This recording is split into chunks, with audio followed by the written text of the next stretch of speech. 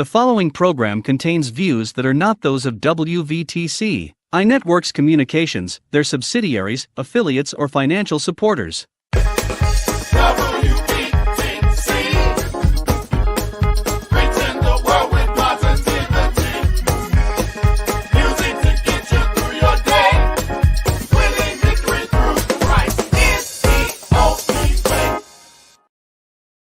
Go to your Apple or Google Play Store and download the WVTC Gospel Radio app today.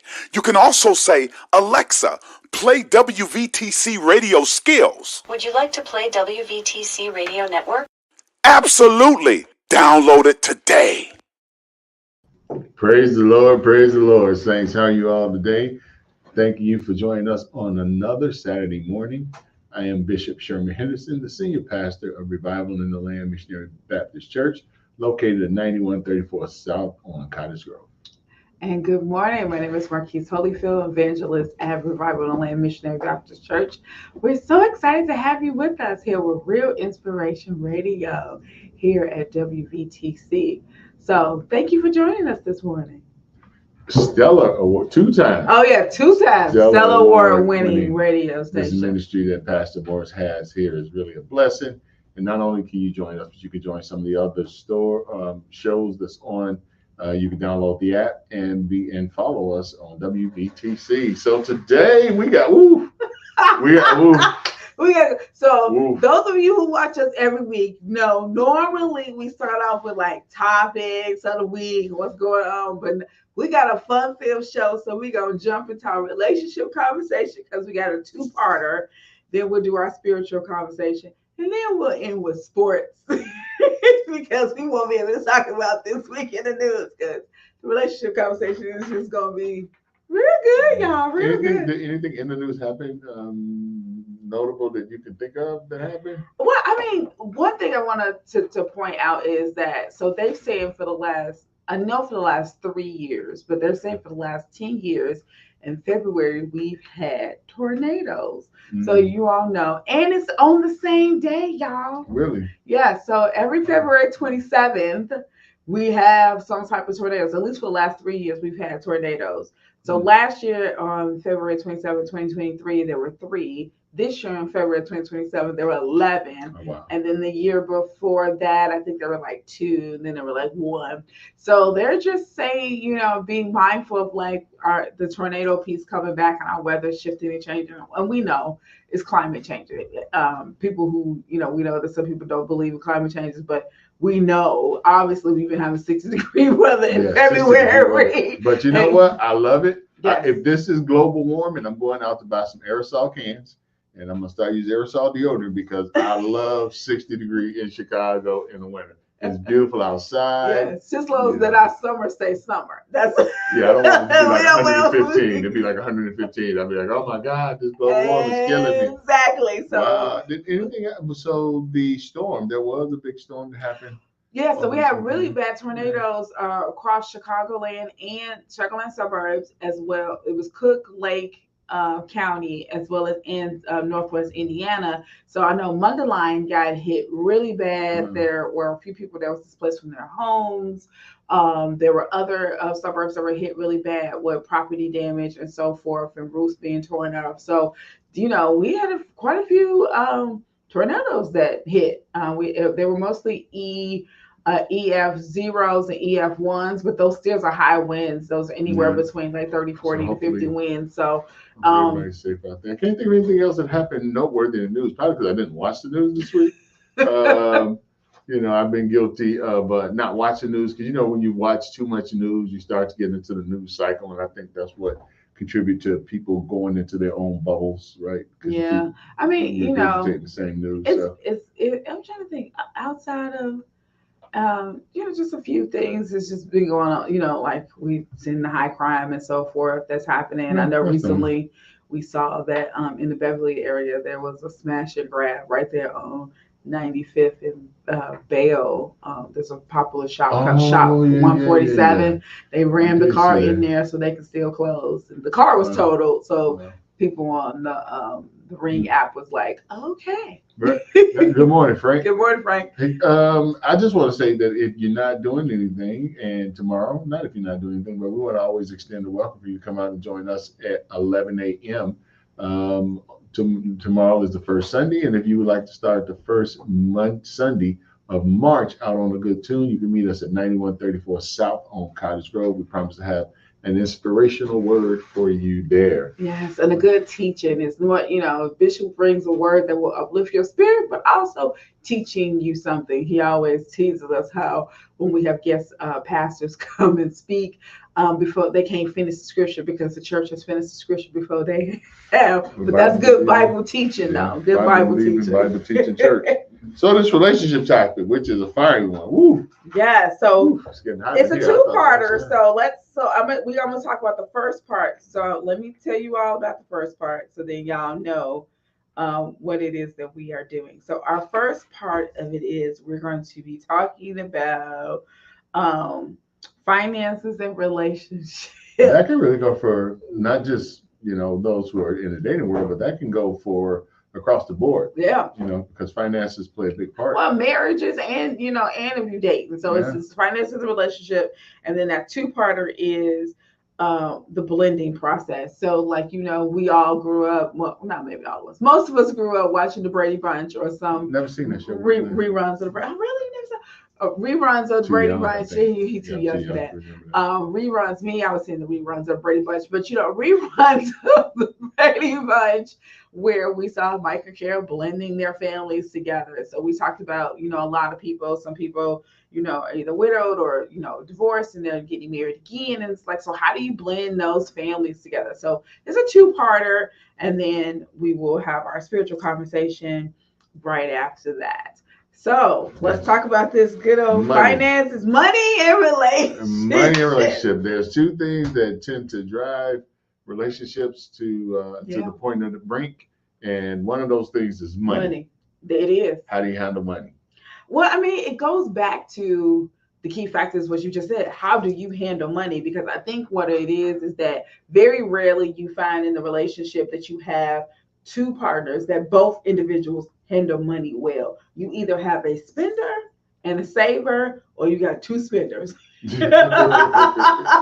Two savers you never see because they save it. It's rare. So when that is the case, you need to think about who's going to be the one who manages, who, as we say, has the good relationship with money. So who's going to be the one to oversee it? So when we talk about marriage, and then we'll talk about dating in a minute, but when we talk about marriage, who's going to be the overseer of the funds? Because it's like, and that doesn't mean that one person gets to make all the decisions. It's just that one person is responsible for ensuring that all the bills get paid. Right.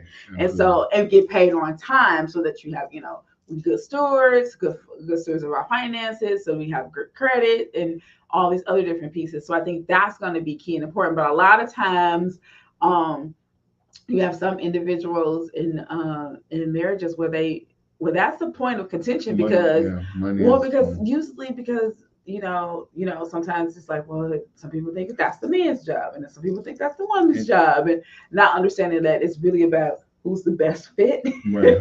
Because when I do marital counseling, everybody does money different, and everybody has different relationships with money. You have some people that believe in the one pot theory. Everybody just throw everything in one pot. We pay our bills, and whatever's left over, we decide on what we're going to do.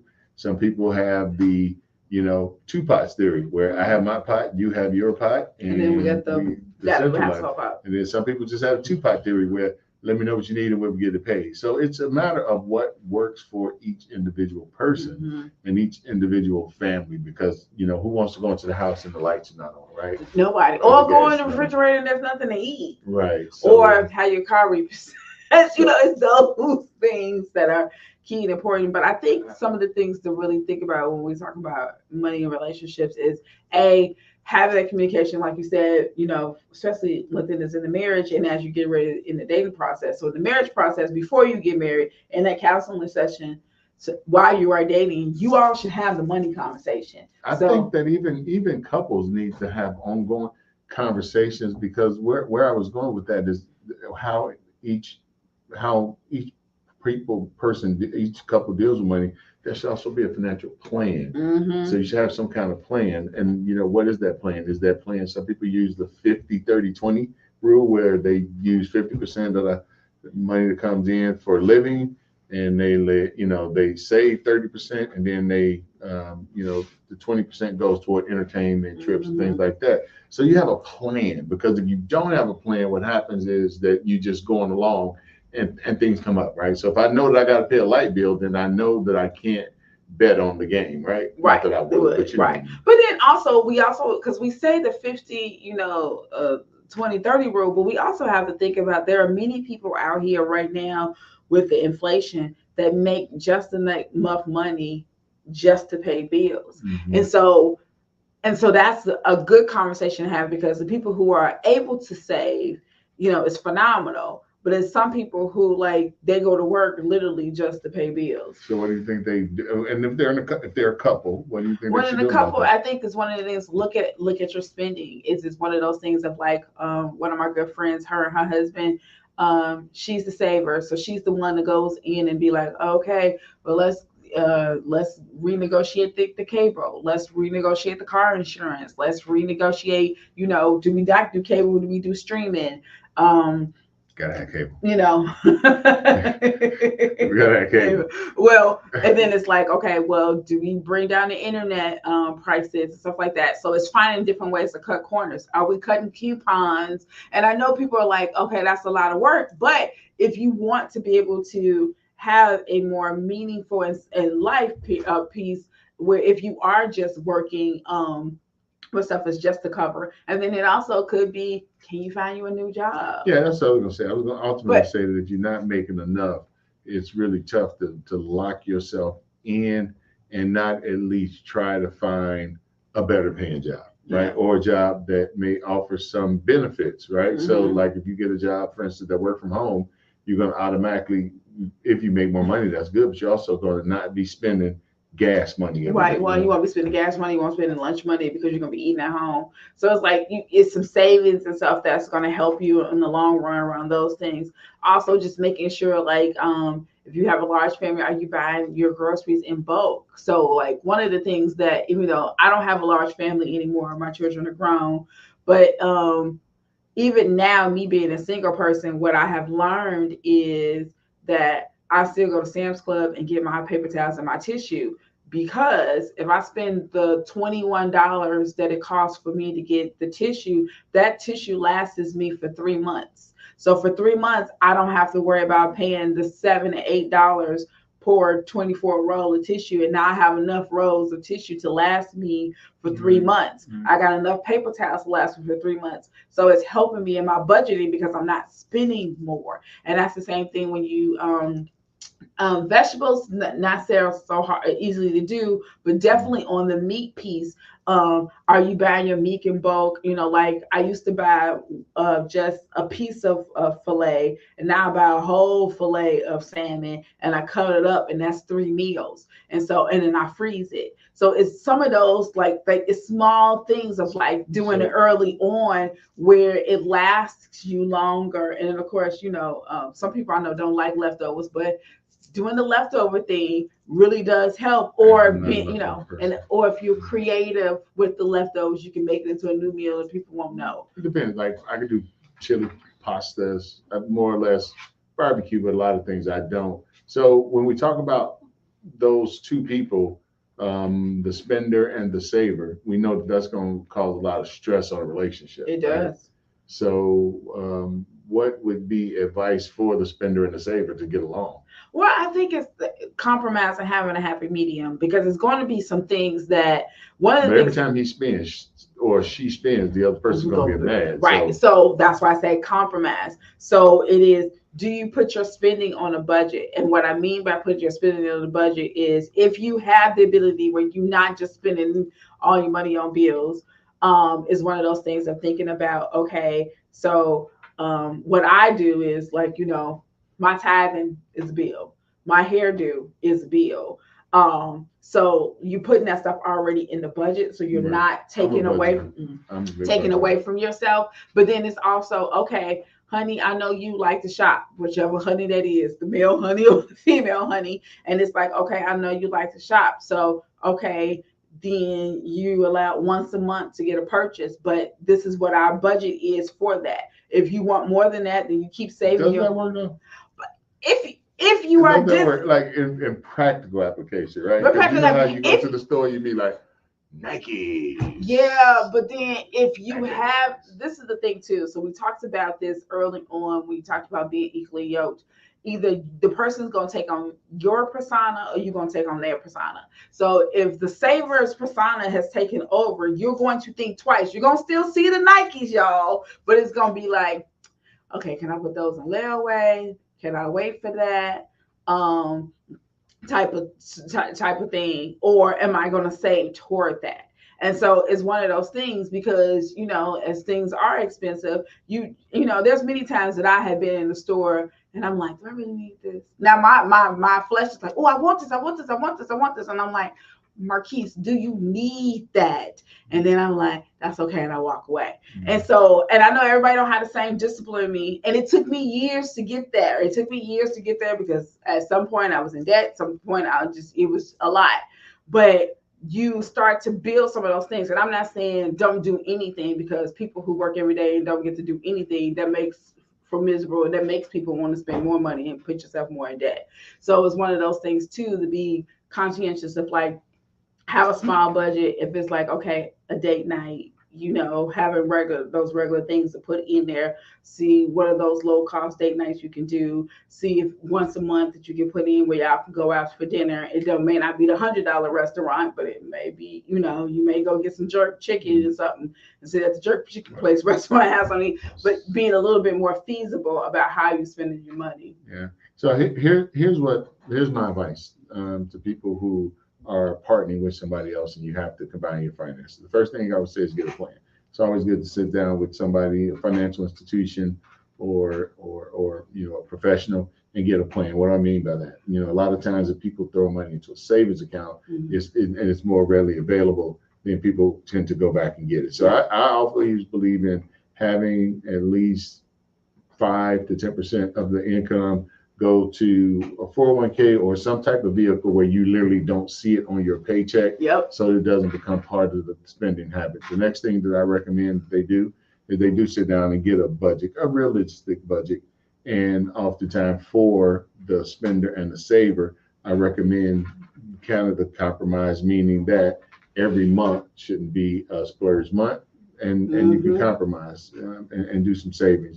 The other thing that I definitely recommend is in order to save, and I'm talking to myself here, is make it a adventure of looking up recipes and making recipes at home. Staying out of restaurants. Restaurants are high. They are right now. They're very high. And then with inflation being what it is, everything is high, right? Yep. So you can do more, make events at home more entertaining. And looking to save there, because if you think about it, if you save out on one restaurant visit, that could be $100, right? Right. And then also think about, like, if you like to go to show, I know, go to the matinee. All matinees right now are for shows are 25% off. So if you go before 6 o'clock, you get 25% off your movie tickets. So you still get to go to the show, but you're not paying that high price.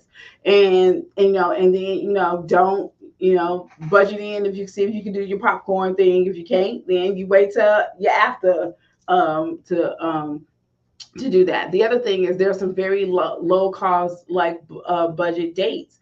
Go for a walk, go to the zoo, go to the conservatory. There's all the nature museum. There's all these different things that you can do that are free, that are low cost to you, and you can have a really good time. Especially if you're economically challenged. Because when you're economically challenged, the truth is that you do have to survive.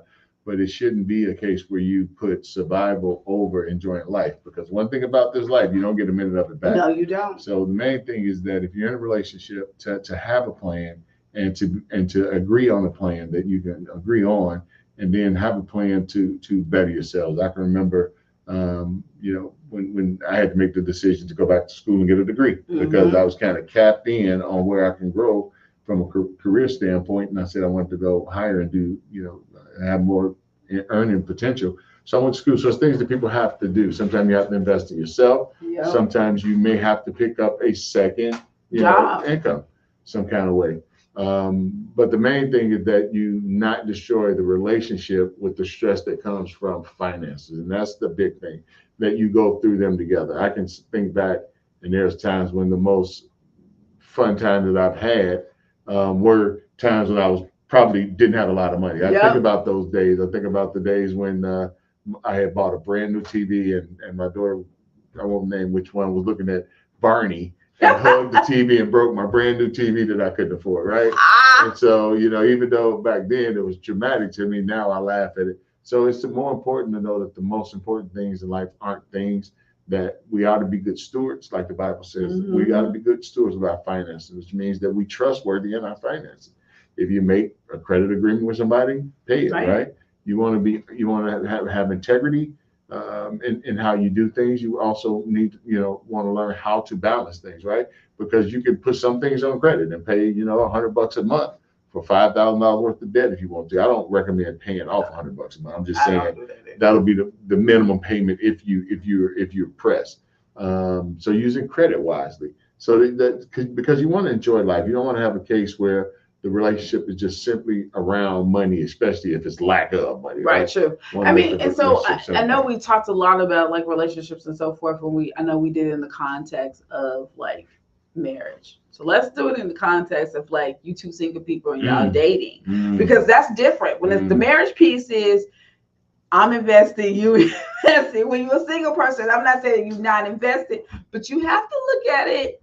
I ain't gonna say it in a different way, because some people do look at it a different way, because a lot of times when you go out and you're dating someone, a lot of times we have a lot of what I call transactional relationships out here, where people are only like, okay, we're gonna go here, and they always pick the most expensive restaurant, and they want to spend $100 or throw up $300 because you gotta have drinks and all this other stuff on there. And so people like, buy me this, take me on vacation, doing all these other things. And I think it's important that as you are in a dating process, and this is a person you want to date, you want to pursue and see where this leads to, if this leads to a long-term commitment, you really need to take a step back and think about and look at each person's financial situation and say, what is it that each of us is able to contribute? Because what I think is, I'm not saying that the man should not pay, but it's okay, ladies, that every once in a while that you can pay for dinner. No. You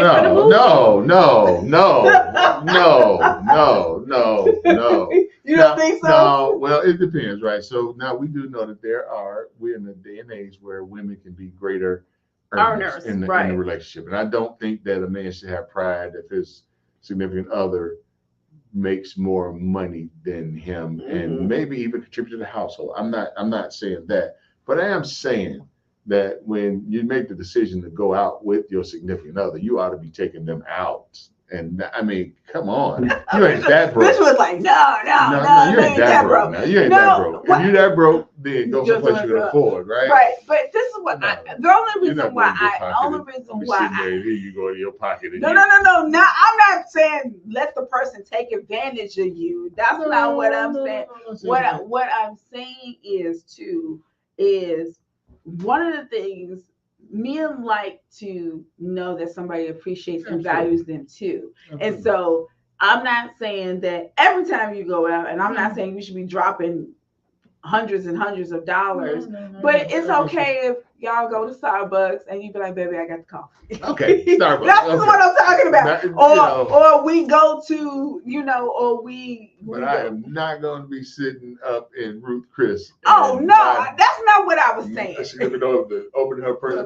Put that purse down. No, I would not hit anybody. No, I'm just joking. But I was just joking. Okay. But no, what I'm saying is it's okay, ladies, to pay sometimes for some things, because you don't want the person to think that you only want a transactional relationship. So it's okay to reciprocate, because think about it. If you're taking him out for their birthday, he shouldn't be paying. It's those things that I'm saying. So that's why I say sometimes. I ain't say all the time, and I ain't say be taken advantage of, and I'm not saying for you to be the one that's always dodging out. But there are some things, there's some instances if you go for coffee or you're gonna go for ice cream, you can go ahead and you can pay for that. Or like I said, if it's that person's birthday, you want to treat them. Some people want to be feel appreciated, and men don't want to be taken advantage of either. So they don't want nobody to think that, well, every time we go out, she don't never open her wallet. She don't even never say she gonna even open her wallet. And then even if he don't even let you pay, it's the fact that you have the heart. No, I get you. I know, I totally understand, and some of that was in jest, but I'm just a little old fashioned, and I believe that if you are going to take the effort to go out, then it demands responsibility, unless he's unable to, right? Enabled to, right? So if he's not working or something like that, Right. then that I could see that. But other than that, I would just think that it would be chivalrous for the man to make sure that, especially if they're dating, right? If they married, it don't matter because it's really his money anyway. Right, it's both y'all She money. paid with your money, right? Exactly. That's all that is. But if they're dating, then I think that I'm a big believer in romance, and I know that I can be old-fashioned, but I'm a big believer in some of those norms, like men showing respect and love, because what you start in a relationship is how you're going to end a relationship. That is true. So you want to make sure that, like, even with me, I probably shouldn't tell it on the air, but I believe that there are some times people should create situations to see how they significant other respond, right? Well, yeah, I mean, because you want to look for red flags, right? Because that people part. oftentimes when they get together, they become what you want. So once you tell them, I'm looking for somebody like this and that can cook and this, that, and the other, they hate cooking, but they know you like cooking. So now they cook because you like cooking.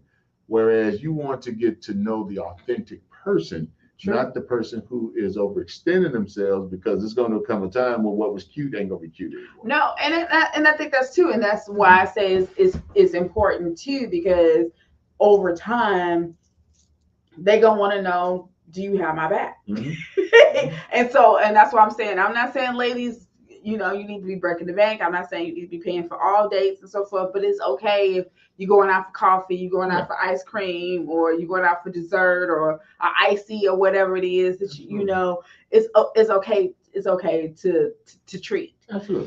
Because like I said, men want to know that you appreciate it and they're appreciated and supported, but also they want to know that you're not always in it for what you can get out of it. Because it's like, what are you bringing to the table? And that's being your authentic self. Because some people like you, Bishop, one of your spiritual gifts is generosity. You like to give. So you have a significant other that also likes to give, then you cutting them off from being able to do that. Yeah, that's true. Like I said, I can understand it in some situations, but when we talk about specifically about dating, I just think that, in my opinion, that when the decision is made to go out, that the man just assumes the responsibility of taking his lady out on a date, not her going in her pocket and on a date. So I'm just thinking about more so in that environment, right? Because you're right. People have different love languages and they express them in different ways, and so there could be where the giver don't have the opportunity to give. But I just put a high value, especially on dating. To me, the dating process is a couple things. And being a Christian, right? So I'm not necessarily a dating just to be dating person, right? Dating with purpose. Dating with purpose. I'm not doing the bachelor theory of things, right? That craziness and all that. That's not right. So I believe that if someone is engaged in a relationship, it ought to be for the ultimate purpose of being engaged and getting married, right? And so that being the case, you want to look for success indicators or failure indicators. Like I say, green flags, not just red flags, green flag. What are the green flags? Is that person loving? Is they supportive? If you fall, do they try to help you? Do they try to contribute to your well-being? Are they argumentative? Are they defensive? Right. So you have to learn that other person's attachment style. Right. We know there's 4 attachment styles, and 3 of them are can be unhealthy. But then you have a healthy attachment style. Right. So you have to learn that. One, I'll give away one secret is give somebody a budget and say you got X amount of dollars to get something. Right. Do they get what they want? Or do they get as much as they can? That's a test, right? That is a test. That's a test, right? Get what you want, right? What you want might even actually cost more. And you'd be like, hey, well, this ain't enough. But if that's what you want, or do you get as much as you can? Because then that speaks to It's not. I don't believe in things necessarily being good or bad. I just think that they are indicators, right? Right. I mean, but it also too, you can see how a person in the dating process too is key when we talk about those red flags or green flags. How do they spend their money? Mm-hmm. How do they utilize their money? Are they good stewards with their money? Okay, so if you dating a person and they didn't pay all their bills and say, okay, babe, we only can do a low budget date because I had to pay all the bills. That's right. That's something that you can respect because it's like, oh, okay, so he making sure that he financially sound, or she making sure she financially sound. Right. Sure. Or is the person and being creative? What creativity comes out of that, right? Because you're going to have those tough times in life. Is that person, are they responsive or are they despondent, right? When they have a challenge, because life, you are going to have challenges. And so you want to make sure that your mate is a person that is going to respond and not get despondent. Yeah, we all have our moments, right? Right. But not get despondent when we don't have enough. So guess what? I can barbecue. So I go get some barbecue. We barbecue. We make a date up. You know what I mean? Right. Things like that. How do they respond in those instances? Right. How to be creative and stuff. So like instead of going out to dinner, baby, I'm gonna cook you this fabulous meal. Right. I'm gonna cook. Right. I'm gonna cook and and make it something romantic. You don't need like Eddie Murphy say, you don't need to go to McDonald's. I'm gonna make you a burger better than McDonald's, right? Put the green peppers and all that stuff in there, right? So you want to see how the thing is to see how does your significant other respond in certain situations. Of course, it's not about game playing or gamesmanship or things like that, but you just want to know how do they respond, right? Because sometimes you have some people who will literally watch you starve to death. They will. I mean, but do you want somebody who's going to be supportive, right? Somebody who is going to be sharing, be caring, somebody who affirms their love, right? So if does the person affirm their love? And not everybody has the same love language. I get it, but do you get hugs? Do you get hugs and told I love you? And are they open for expressing their emotions, right? True. And then can you have good communication? Because one of the things that I say to people all the time that is key and important, that you can have the best relationship, but if you can't talk to them, and I mean talk to them, and we always say you need to see the person in the all 4 seasons. Absolutely. But how are they when they're angry? How are they when they're depressed? How are they when they're sad? How are they when they're joyful? How are they when they got money, when they don't got money? How are they when stress is happening on their jobs or situations? How are they in grief? All those things are key and important because it helps to let you know who they are, how they're going to respond. But then also they sometimes it's testing you and see how you respond. All right. And I was going to say that. And it's one of those things too. Are you going to be that person to support them? Because, as Bishop says, a lot of times you start dating and your representative starts showing, for the first, at least for the first 3 months. Because after the first 3 months, it's really hard to keep it up. And so if you are consistent, then the person knows, okay, I can trust you with this. Okay, we can have communication. You consistently got my back. You consistently supported my goals, and that's the other thing. And we enjoy talking to each other all the time. Yeah. You can have conversations about things and not necessarily have to be entertained by the other person. So the other person isn't. What I often tell people is that people are not possessions. And so one of the first mistakes people make when they get in a relationship is they say, you're my man or my woman. People aren't possessions, right? You're choosing to share your life with somebody else. Right. And that's quite different than somebody being a possession, because what you find out is when you start treating people like possessions, that's when things start to deteriorate, right? So you ever seen people, they've been going together for 50 years, right? They get married on that 51st year. By the 52nd year, they divorce, right? Why? Because when you get married, you infer things from your childhood, right? From the marriages that you've seen. Yep, you sure do. Right? And so that works into it. So I often say, I know it's gross to think about, and it's only for analogy purposes, but I often say, with your mom and my dad make a good couple, because that's who we're going to be. I know it's weird. I know I just weirded somebody out. But I think it's key and important, that communication piece and talking. But then also too, even when we talk about finances, what are their goals? Right. Because it could be financially, like I know right now, one of my cousins, she's engaged, she's getting married. And so she was dating her boyfriend for a few years, and all of a sudden he just started saying, "Oh, we can't go out to dinner. We can't do this, do this." And she was looking at him. She was like, "What is wrong with you? What are you doing with your money?" Well, of course, he was saving to get her the engagement ring. Okay. She didn't know that at the time. So cool. And so now we laugh about it because she was like, 6 months ago, I was just like, "What is wrong with him? Like, we don't go out no more. Like, what do you do?" But he wouldn't tell her why he wasn't. But it was like it was value enough for him to say, "Okay, I need to cut back over here so that we can have this over here." And so it's one of those things with communication, but also like goals. She got to see what type of man he was because of the fact that he knew that in order to do this, he had to take care of some areas over here. And so it's watching those small increment pieces, but also what are their goals? Because like you said, like I went back to school when I was married. I went back to school in the middle of the marriage. And so it was a financial strain for a little bit. So it's like, okay, you have that conversation and say, okay, this is how much it's going to cost. This is what I'm going to have to pay for. This is how we're going to have to work this out. Is this feasible for us right now in this moment of our life? But it was like, okay, yeah, this is your goal. This is your dream.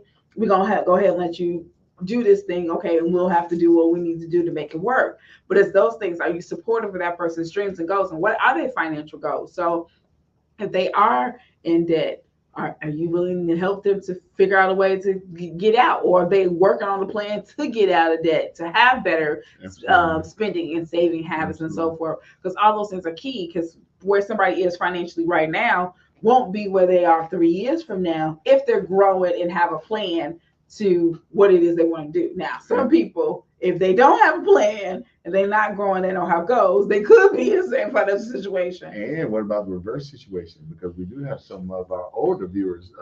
Some people we're in a situation where they're working and now they're retired, living on a fixed income.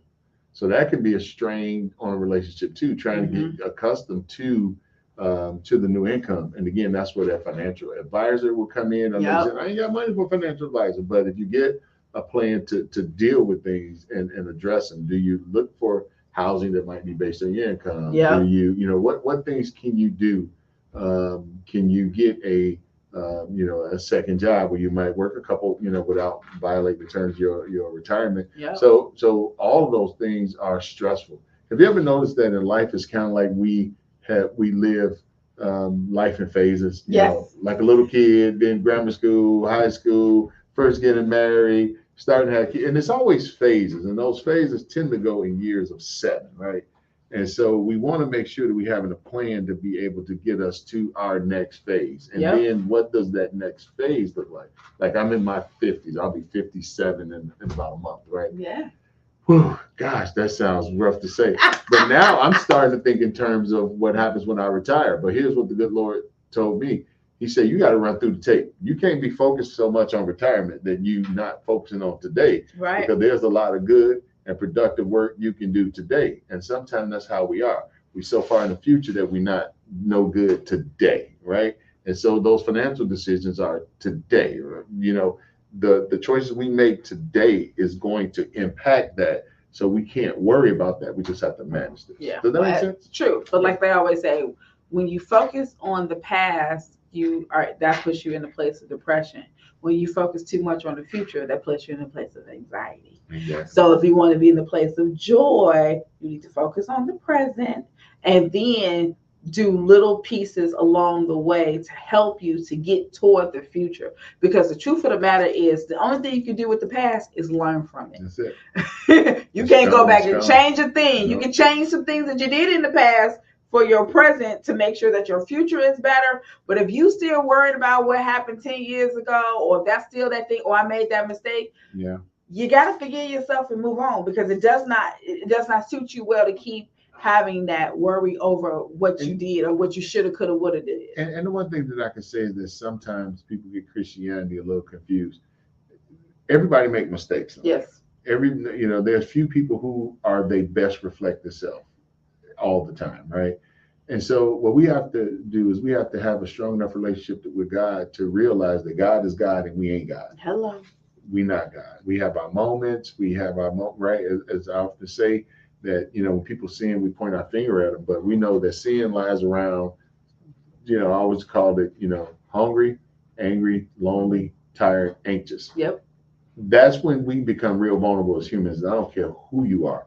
You can be saved, love the Lord, right? David, he became vulnerable when he was lonely with Bathsheba, right? Mm-hmm. You see that Esau sold his birthright because he was hungry. Right. So when you get those hungry, angry, lonely, tired moments of time, we need to spiritually, be aware of our vulnerability, right? And to know ourselves, and then to rely on the guidance of the Holy Spirit to lead us through those moments, right? Exactly. And that's how we get through that. But at the same time, we have to learn that we cannot beat ourselves up over something that has happened. Right. That's why God allows us repentance. He like, okay, and say you're sorry and let's move on. Leave it over there. And that's why he tells us to cast our cares before him and lay it at his feet. And we sometimes lay it at his feet, and then before we get up from laying it at his feet, we pick it right back up. Right. So it's lay it at his feet and leave it there. Did you see the devotion of the day? It was on forgiveness. Yes, actually. It was. Yeah, it was on forgiveness. And I thought that was a big, I got a lot from that. Because if you think as far as the East is from the West,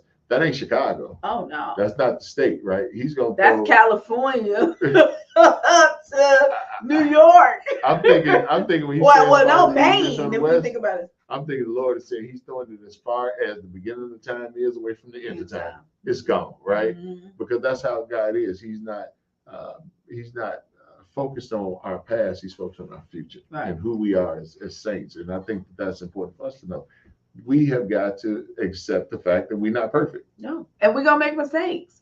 And the key factor of looking at life instead of always keep beating yourself up, taking that step back, because when the devotion we read today was about forgiveness, but it also talks about forgiving others, but also forgiving yourself. Forgiving others too. And so it's one of those things is, okay, yeah, you didn't do right with your finances. Okay, so how do you, your prayer is, God, help me to be a better financial steward. Help me to be more disciplined in my finances.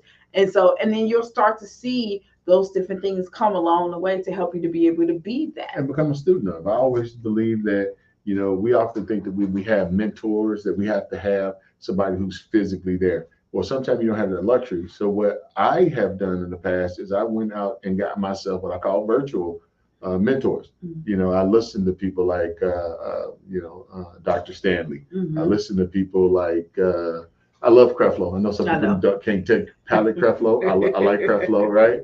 I like Joel Osteen. A lot of people don't like Joel, but I believe there's room for that type of Christianity that does allow us to be motivational. I hear some people be like, I'm not a motivational speaker. Well, Jesus was quite motivational. Yeah, he did. He inspired so many others and motivated them to make a life change. Right. Everything can't be do it or you're going to get dipped in Crisco. Right. I'm like, that's called a dysfunctional relationship, right? Mm-hmm. And that's the only reason I'm doing things is because I'm worried about the retribution from the other person. That's not love. And God loves us. Right. That's possession. Right. God loves us. God so loved the world that he gave his only begotten son. We have to realize that the way we get more like God is getting closer to him, not further from him. Exactly. He who abides under the shadow. Oh, no, my. Shadow, right. And that's what I want to be. I want to be under the shadow. And then by that, I begin to take on his nature and his thought process, and his word becomes important to me. Not, you're going to do it or you're going to hell. Well, that don't last. I mean, think about it. When you chastise your children, and you think about it, when you tell them, okay, don't do this, 9 times out of 10, they're going to do the thing you tell them not to do. So it's the thing of, but when it's a loving, compassionate relationship, it's like, Johnny, I don't want you to do X, Y, and Z because this can harm you. Mm-hmm. Then it's like, oh, they care about me. Absolutely. So they're not just telling me to do this because they don't want me to have fun or want me to live my life. Oh, this is a safety issue. Or down the long time, this could have a long-term effect. Exactly. Jesus said, if you love me, right? He said the motivation should not be fear, right? Although sometimes we talk about fear, we talk about the word reverence, but that's another subject for another day. He said, if you love me, you'll keep my commandments. Why? Because love motivates us to action, right? Exactly. If you have a significant other and they know that you love roses, they're probably going to do what? Bring you roses. Bring you roses, right? Because they know that you like that. When you love somebody, you tend to do things that contribute to that love. And that's the same way in the spiritual realm, right? So we love the Lord. I don't want to be disobedient and hard-headed. I want to do what's pleasing to God, right? Because God is good. Oh, Yes, man, if I can testify just this week of what God did done for All me. right, go ahead. No, I can't do it on camera. Oh, you can't do it on camera? Okay. Woo! All I got to say is God is awesome. He is God awesome. is God awesome. is awesome, y'all. He is awesome. Like, you could be literally worrying about something and he will literally wipe it off of the table as you are worrying. And you'd be like, That's what? That's What? it. God, God is just awesome. I mean, yeah, I can just go over and over and over about how God has done things. For the longest time we were trying to save for a church, and God blessed us with a church family that basically, blessed us with. But I told Bishop that we was gonna get a church and we wasn't gonna have no mortgage. Well, thank God for that. And I just see God just doing just great things, and not only that, He's enabling us to reach into the lives of people and empower and help them. That's what ministry is for me. It's not just standing behind a pulpit barking out a sermon. It's actually seeing people's life change and develop for the best because they have facilitated a relationship with God. That's who I am, right? Yeah. Fire and brimstone sometimes, right? It's tight, but it's right. But I'm more or less. Christ's ministry was about ministering to people and helping them become better people. If you think about it, he got in trouble for hanging out with them. Like Thomas probably shouldn't have been a disciple if anybody other than Jesus was his pastor, right? I know. Because he doubted everything. He did. Matthew, he basically was a juice man. I mean, if you look at the disciples, they did not fit the description of people who's going to lead a worldwide spiritual revolution. But they did. But that gives us hope to know that it's hope for us, because even in all of our dirty mess and even all of our fleshy ways and sinful nature, God still loves us and still is there for us and will still guide us and lead us along the way to us to be drawn closer to Him. But the whole thing is you got to love Him. You do. So this blended family thing, because we got a few minutes here, and that's why we paused a couple things, because on this we say we're going to talk about money and blended families. Well, okay. Blended families. This blended family thing. When people come into the relationship with children, right? They could be grown children. They could be grown children or little people. Now, what if they're married before and they have stepchildren? That's still blended family. That's a lot. Yeah. Well, it also depends on a couple of things. As I was growing up, it's one thing my grandmother taught me before she passed away. She never liked the word step. Yeah. Because she said that their children, they're part of the family, they're your kids. Yeah. Period. She said you're gonna have to feed them, love them, care for them, put clothes on their back, chastise them. They're your kids. They're your kids. So so you have to understand, when people come in a relationship, even if they were married before and they have bonus children, they're still your children. So it's like, how do you start to do that? And I think it's hard because sometimes when they're little, it's okay. It's easier, yeah. It is a little bit easier when they're little because they can kind of blend in because they just like, oh, okay, this person's there. I think it's harder when you have adult children to blend. Absolutely. Because they see, this is my mother, this was my father. And that's our boy. Right. Oh, that's our girl. Oh, that's our girl. And this random person. This random person that came in because you've only seen them with. I only see my mom with my daddy, and now they got this new person in their life, and I don't know how I feel about that. And it's one of those things where I think you don't get a feeling. I know. Yeah, you don't get a feeling. If you don't know, you don't get a feeling. That's between them two adults that are having a relationship. That part. And children, you can feel things, but you don't have an opinion in that, right? Yeah, and I think it's important that as the parents in the relationship, that you make that known, especially when you have adult children. Mm-hmm. When you have adult children, you kind of got to sit them down and be like, "This is my life."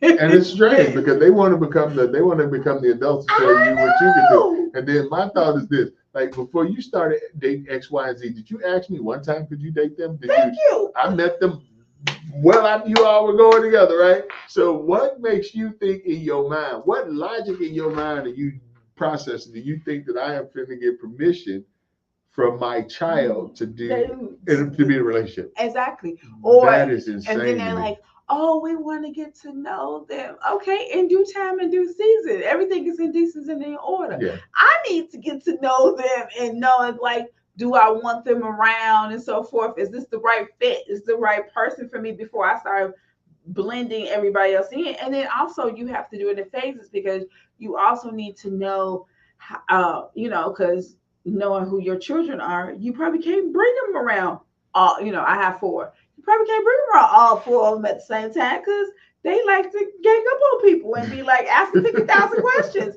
and you don't want the person to be ran off, but funny. but you need to know your children. So it's one of those things with the blending process. Is the first being very open and honest with your children, Boundaries. and let them know boundaries and say, hey, this is my relationship. You don't really get to comment on it. Okay? And then 2, you have to remind them, these are your main concerns. Are they respectful?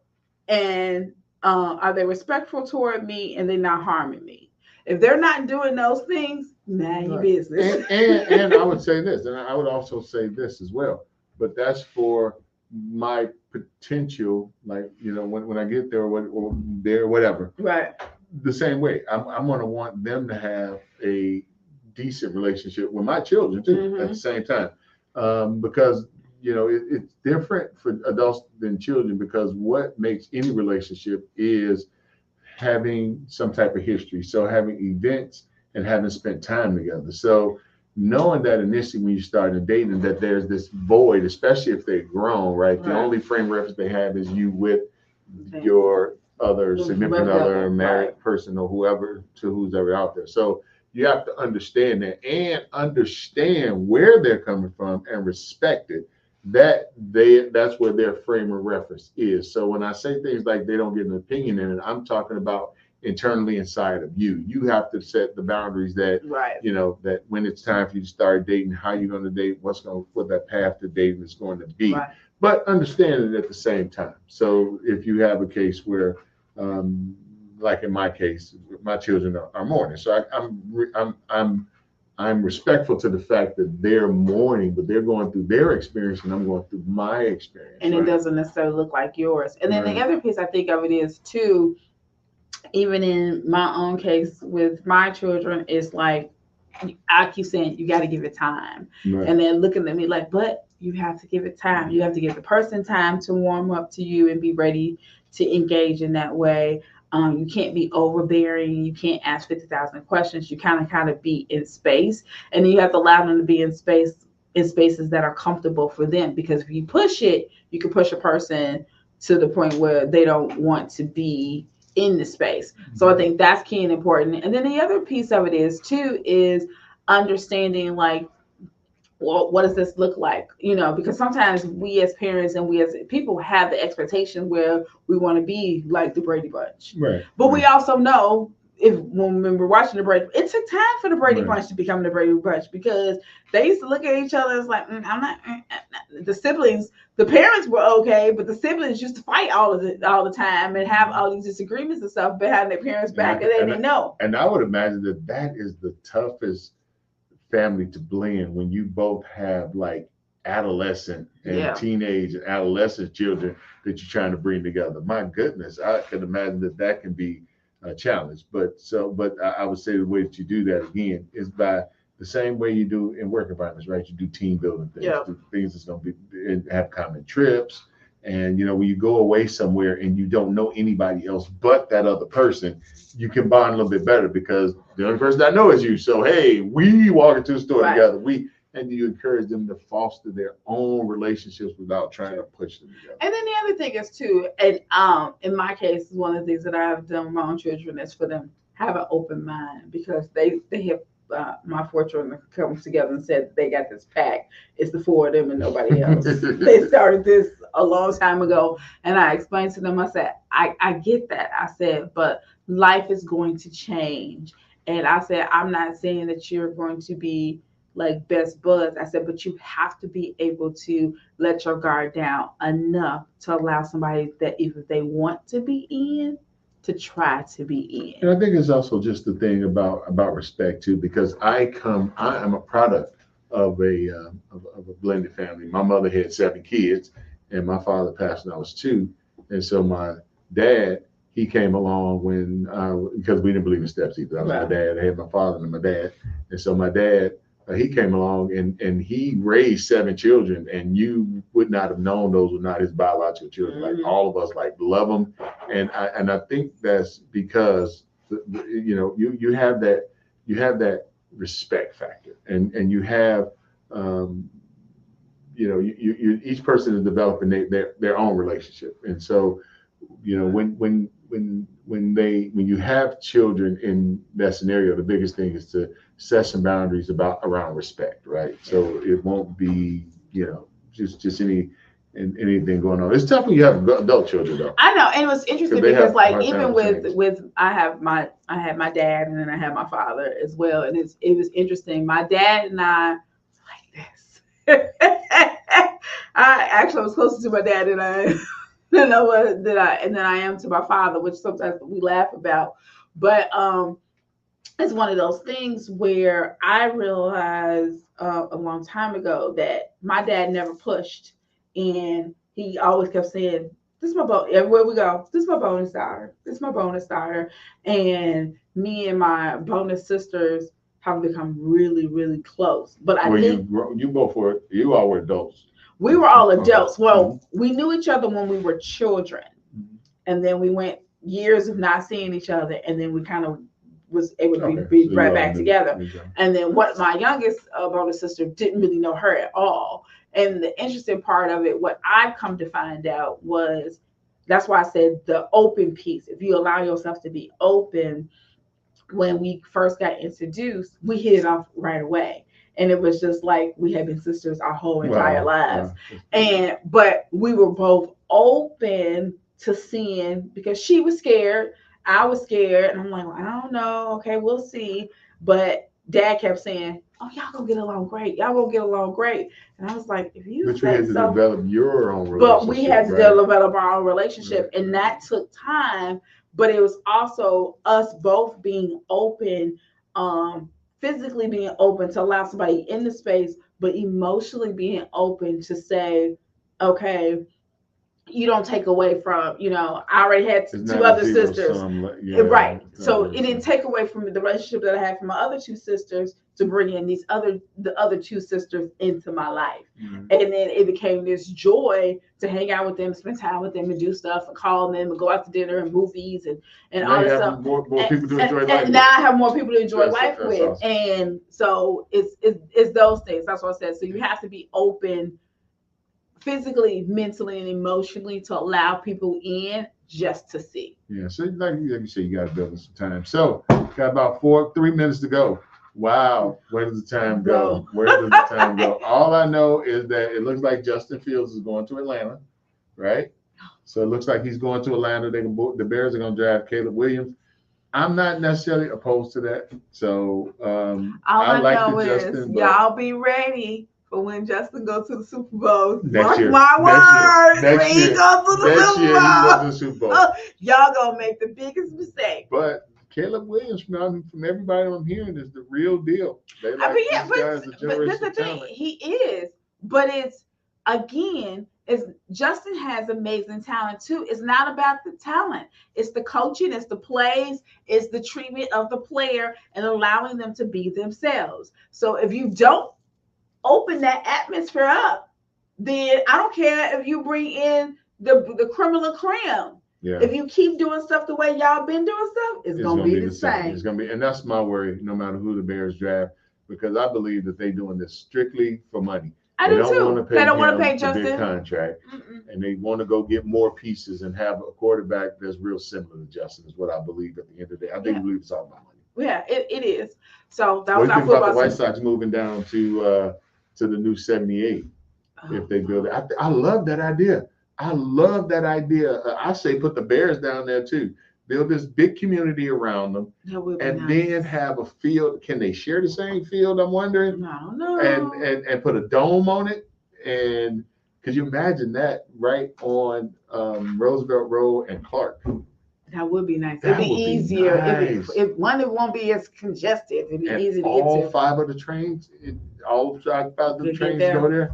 Oh, I think that was awesome. I think that's the best idea. Yeah. Do it. And also, as we talk about basketball, so just know that there's some great games that's happening tonight. The Lakers are playing the Nuggets. The Nuggets is looking really good, y'all. Watched them last night.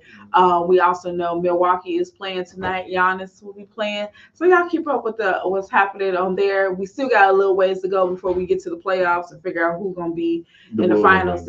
So we know Bulls won't be there. Well, we got about 15 seconds to go. So we wanted to thank you all for joining us today. I'm Bishop Sherman Henderson. We would like for you to join us tomorrow at 11 a.m. at Revival in the Land. And I am Evangelist Marquise Holyfield, and it's been a pleasure as always to have you with us on this Saturday morning. And as we always say, don't meet us at the church, beat us there. And thank you for spending the day with us.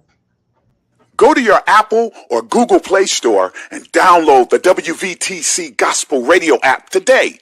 You can also say, Alexa, play WVTC Radio Skills. Would you like to play WVTC Radio Network? Absolutely. Download it today.